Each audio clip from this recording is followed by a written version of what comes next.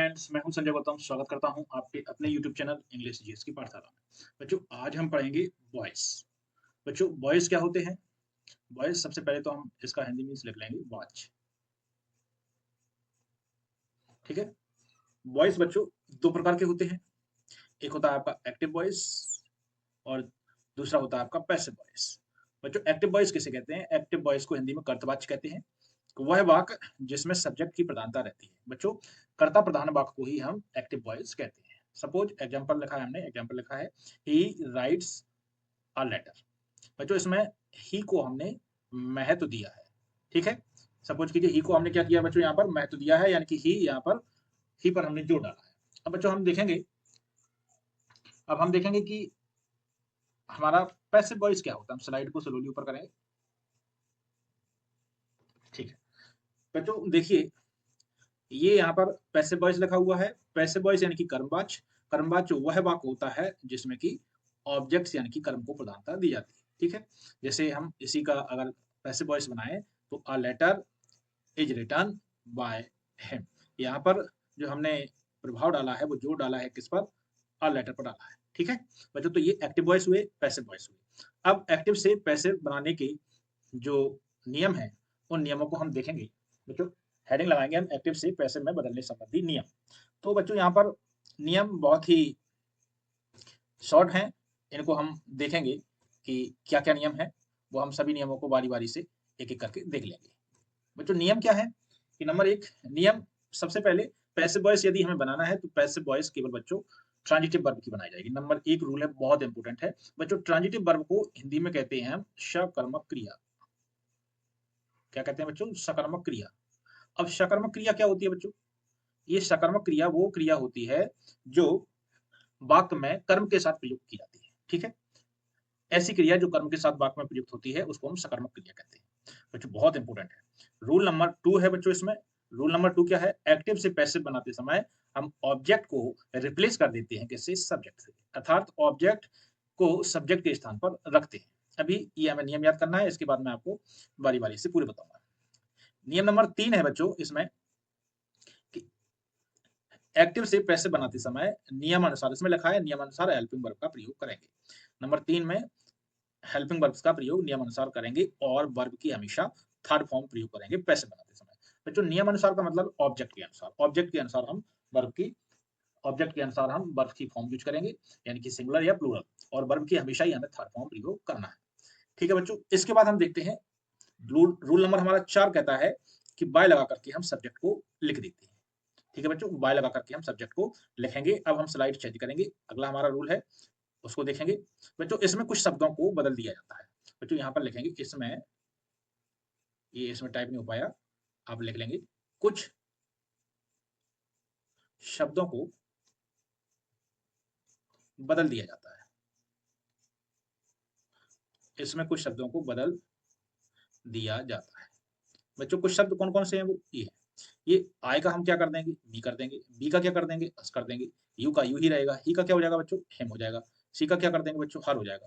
It का क्या होगा बच्चों? इट ही रहेगा। और दे का हम देम कर देते हैं। ये हमको नियम याद रखना है।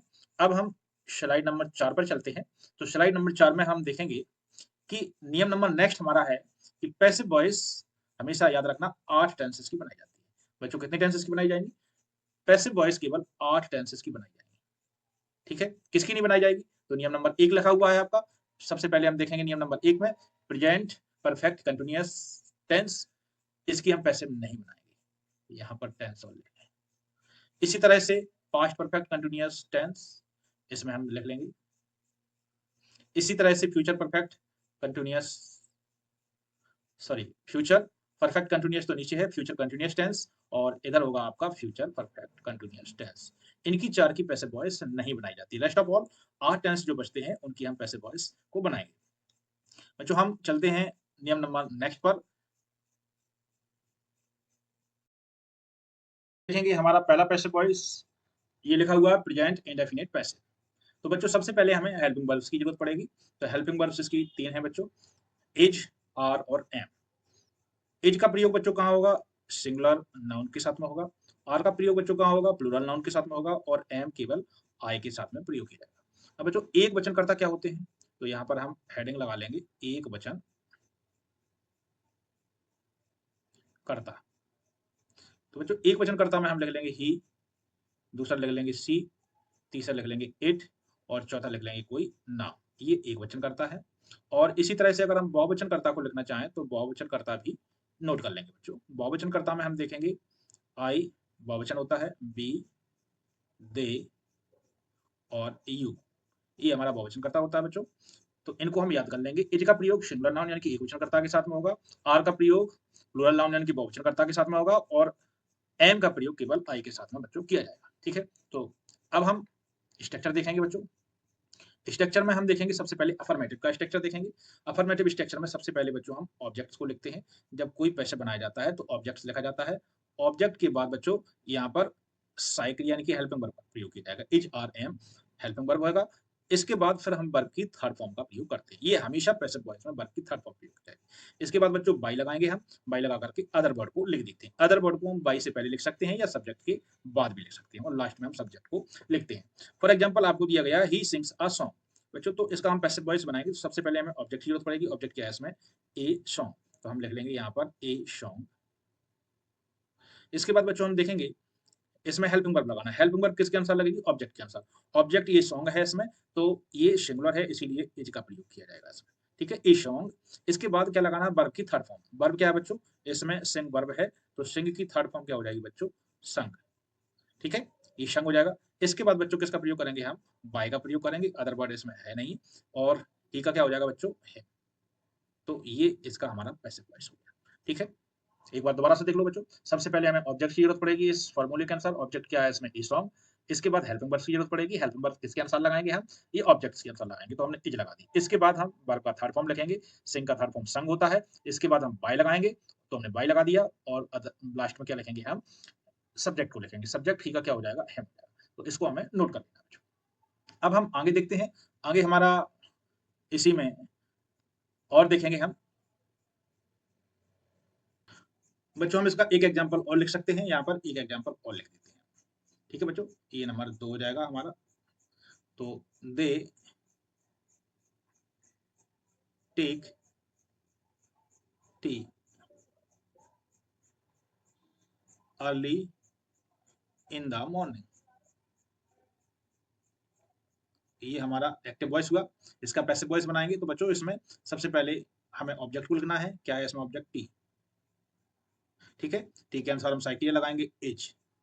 ठीक है, इसके बाद हम किसका प्रयोग करेंगे, वर्ब का थर्ड फॉर्म। वर्ब का थर्ड फॉर्म ये है, टेक का थर्ड फॉर्म क्या हो जाएगा बच्चों, taken. T is taken.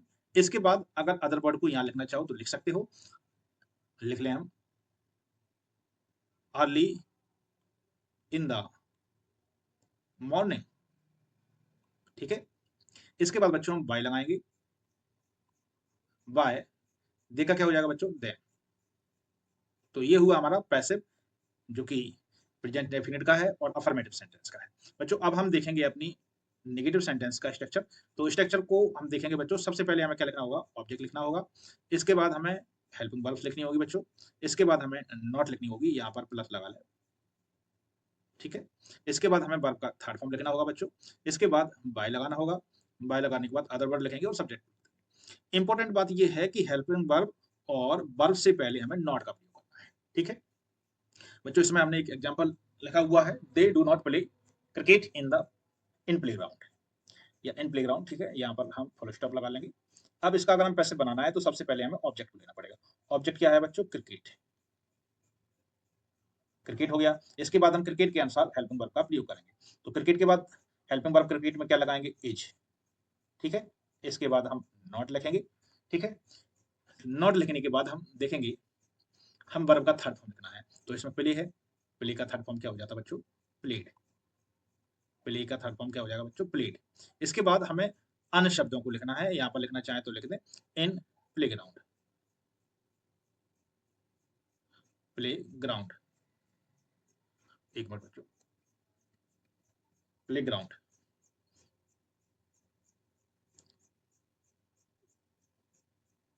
Play ground. इसके बाद हम लिखेंगे बाय। और बाय के बाद फिर हम क्या लिख देंगे, दे का हो जाएगा देन। ठीक है, तो ये हमारा स्ट्रक्चर हुआ किसका, आपका नेगेटिव का। ठीक है, अब हम देखते हैं स्ट्रक्चर हमारा इंटेरोगेटिव सेंटेंस का। बच्चों इंटेरोगेटिव सेंटेंस हमारे दो प्रकार के होते हैं। सबसे पहले देखें इंटेरोगेटिव सेंटेंस पहला जो होता है जो डू डैश से प्रारंभ होगा, ये इंटेरोगेटिव फर्स्ट होगा। और इंटेरोगेटिव सेकंड जो होगा वो डब्ल्यू एच वर्ड से प्रारंभ होगा।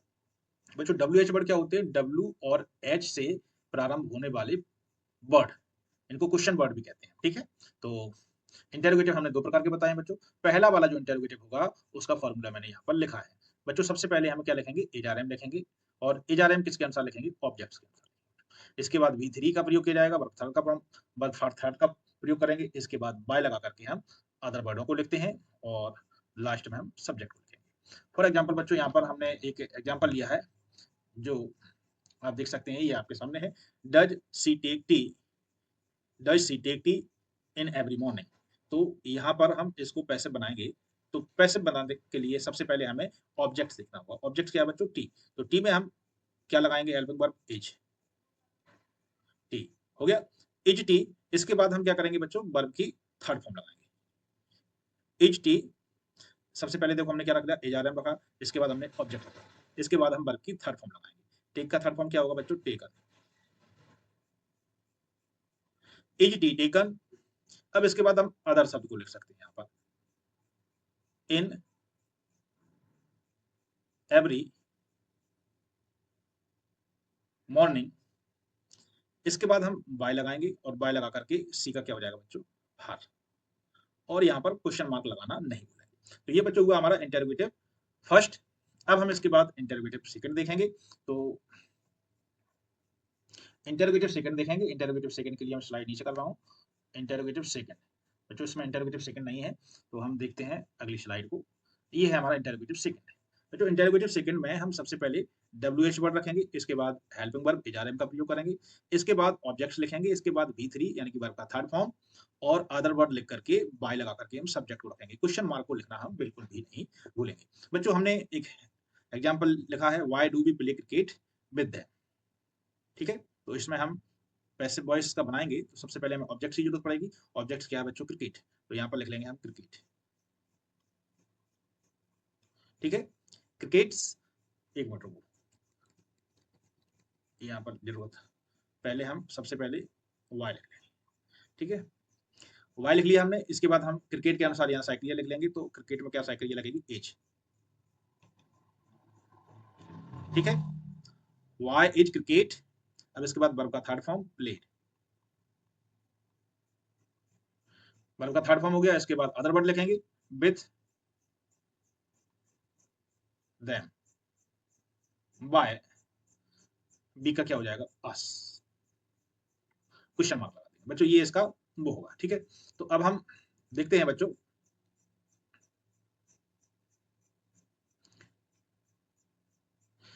अगला हम एग्जांपल देखेंगे। हमारा अगला एग्जांपल लिखा है, व्हाट डू यू ईट। तो बच्चों बहुत इंपॉर्टेंट बात है, अगर किसी सेंटेंस में आपको व्हाट मिल रहा है तो व्हाट के साथ में आपको ऑब्जेक्ट नहीं मिलेगा। व्हाट को ही आपको ऑब्जेक्ट बनाना पड़ेगा और हमेशा एक वचन की साइकिलिया का प्रयोग करना। What is. अब इसके बाद आपको वर्ब लगाना पड़ेगी, ईटन बाय यू, और क्वेश्चन मार्क हो जाएगा बच्चों। इसके बाद हम देखेंगे हु का पैसिव वॉइस हमेशा बच्चों किससे बनाएंगे? बाय होम से बनाएंगे। ठीक है, तो सबसे पहले हम बाय होम लिख देंगे। ठीक है, इसके बाद हम आर लगा देंगे। इसके बाद ऑब्जेक्ट लिख देंगे। बीट का थर्ड फॉर्म क्या हो जाएगा बच्चों? बीटन। यहाँ पर क्वेश्चन मार्क होगा। तो बच्चों ये था हमारा पैसिव वॉइस, आज प्रेजेंट इंडेफिनिट को हमने पूरा किया। बच्चों ये वीडियो कैसा लगा आप मुझे कमेंट्स करके बताएं, और यदि वीडियो अच्छा लगे तो कमेंट्स करें, वीडियो को लाइक करें, मेरे चैनल को सब्सक्राइब करें और अपने दोस्तों को इसे शेयर करें। Till then bye bye, take care, मिलते हैं अगली वीडियो में।